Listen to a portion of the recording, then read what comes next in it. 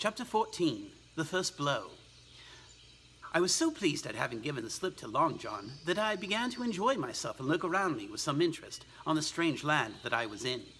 I had crossed a marshy tract full of willows, bulrushes, and odd, outlandish, swampy trees, and had now come out upon the skirts of an open piece of undulating, sandy country about a mile long, dotted with a few pines and a great number of contorted trees, not unlike the oak in growth, but pale in the foliage, like willows. On the far side of the open stood one of the hills with two quaint, craggy peaks shining vividly in the sun. I now felt for the first time the joy of exploration.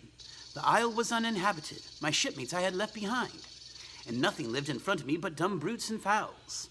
I turned hither and thither among the trees. Here and there were flowering plants, unknown to me. Here and there I saw snakes, and one raised his head from a ledge of rock and hissed at me with a noise not unlike the spinning of a top. Little did I suppose that he was a deadly enemy, and that the noise was the famous rattle. Then I came into a long thicket of these oak-like trees, live or evergreen oaks, I heard afterwards they should be called, which grew low along the sand like brambles, the boughs curiously twisted, the foliage compact like thatch. The thicket stretched down from the top of one of the sandy knolls, spreading and growing taller as it went, until it reached the margin of the broad, reedy fen, through which the nearest of the little rivers soaked its way into the anchorage. The marsh was steamy in the strong sun, and the outline of the spyglass trembled through the haze. All at once there began to go a sort of bustle among the bulrushes. A wild duck flew up with a quack. Another followed, and soon after the whole surface of the marsh, a great cloud of birds hung screaming and circling in the air. I judged at once that some of my shipmates must be drawing near along the borders of the fen. Nor was I deceived, for soon I heard the very distant and low tones of a human voice, which, as I continued to give ear, grew steadily louder and nearer.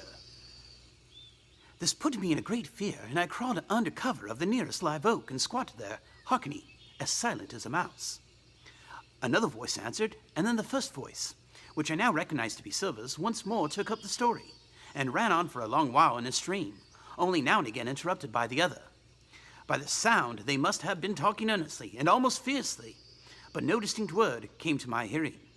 At last the speakers seemed to have paused, and perhaps to have sat down, for not only did they cease to draw any near, but the birds themselves began to grow more quiet, and to settle again to their places in the swamp. And now I began to feel that I was neglecting my business, that since I had been so foolhardy as to come ashore with these desperadoes, the least I could do was to overhear them at their councils, and that my plain and obvious duty was to draw as close as I could manage under the favorable ambush of the crouching trees. Crawling on all fours, I made steadily but slowly towards them, till at last, raising my head to an aperture among the leaves, I could see clear down into a little green dell beside the marsh, and closely set about with trees, where Long John Silver and another man of the crew stood face to face in conversation. The sun beat full upon them. Silver had thrown his hat beside him on the ground, and his great, smooth, blond face, all shining with heat, was lifted to the other man's in a kind of appeal. "Mate," he was saying, "it's because I think gold dust of ye, gold dust, and you may lay to that. If I hadn't took to you like pitch, do you think I would have been here a-warning of ye? All's up. You can't make nor mend. It's to save your neck that I'm speaking. Now, if one of the wild ones knew it, where'd I be, Tom? Now, where'd I be?" "Silver," said the other man, and I observed he was not only red in the face, but spoke as hoarse as a crow, and his voice shook too, like a taut rope. "You're old, and you're honest, or has a name for it, and you've money too, which lots of poor sailors hasn't, and you're brave, or I'm mistook. And will you tell me that you'll let yourself be led away by that kind of mess of swabs? Not you, as sure as God sees me. I'd sooner lose my hand than turn again in my duty." And then all of a sudden, he was interrupted by a noise. I had found one of the honest hands. Well, here at that same moment came news of another. Far away, out in the marsh, there arose all of a sudden a sound like the cry of anger. Then another on the back of it, and then one horrid, long-drawn-out scream. The rocks of the spyglass re-echoed it a score of times. The whole troop of marsh birds rose again, darkening heaven with a simultaneous whir.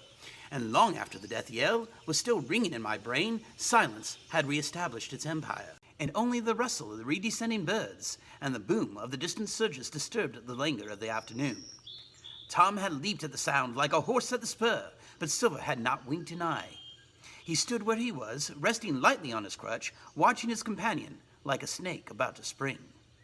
"John," said the sailor, stretching out his hand. "Hands off!" cried Silver, leaping back a yard, as it seemed to me, with the speed and security of a trained gymnast. "Hands off if you like, John Silver," said the other. "It's a black conscience that can make you feared of me. But in heaven's name, tell me, what was that?" "That," returned Silver, smiling away, but warier than ever, his eye a mere pinpoint in his big face, but gleaming like a crumb of glass. "That? Oh, I reckon that would be Allen. It's join or hang. That's the way I sees it." And at this, poor Tom flashed out like a hero. "Allen?" he cried. "Then rest his soul for a true seaman. And as for you, John Silver, long you been a mate of mine, but a mate of mine you are no more. If I die like a dog, I'll die in my duty. You've killed Allen, have you? Well, kill me too if you can, but I defies you." And with that, this brave fellow turned his back directly on the cook and set off walking for the beach. But he was not destined to go far. With a cry, John seized the branch of a tree, whipped the crutch out of his armpit, and sent that uncouth missile hurtling through the air. It struck poor Tom point foremost, and with stunning violence, right between the shoulders and the middle of his back. His hands flew up, he gave a sort of gasp, and fell.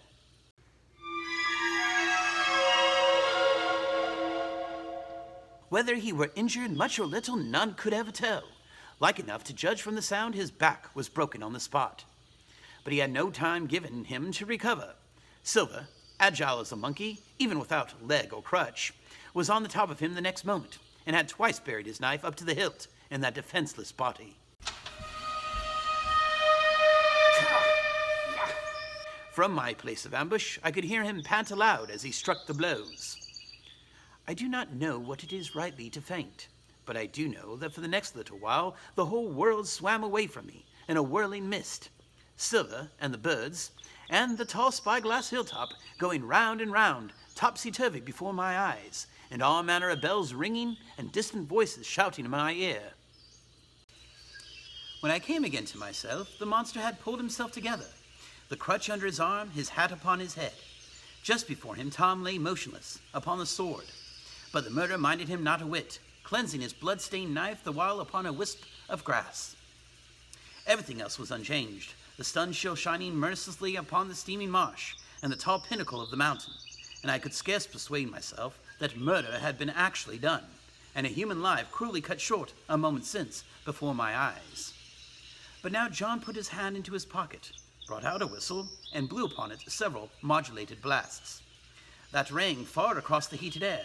I could not tell, of course, the meaning of the signal, but it instantly awoke my fears. More men would be coming. I might be discovered. They had already slain 2 of the honest people. After Tom and Allen, might not I come next?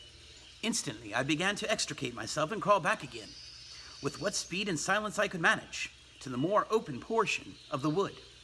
As I did so, I could hear hails coming and going between the old buccaneers and his comrades, and this sound of danger lent me wings. As soon as I was clear of the thicket, I ran as I never ran before, scarce minding the direction of my flight, so long as it led me from the murderers. And as I ran, fear grew and grew upon me, until it turned into a kind of frenzy. Indeed, could anyone be more entirely lost than I?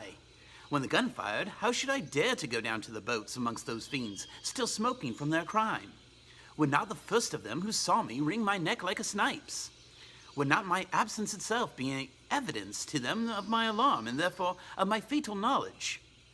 It was all over, I thought. Goodbye to the Hispaniola. Goodbye to the squire, the doctor, and the captain. There was nothing left for me but death by starvation, or death by the hands of the mutineers. All this while, as I say, I was still running, and without taking any notice, I had drawn near to the foot of the little hill with the 2 peaks, and had gotten to a part of the island where the live oaks grew more widely apart, and seemed more like forest trees in their bearing and dimensions. Mingled with these were a few scattering pines, some 50, some near 70 feet high. The air too smelt more freshly than down beside the marsh. And here, a fresh alarm brought me to a standstill with a thumping heart. End of chapter 13.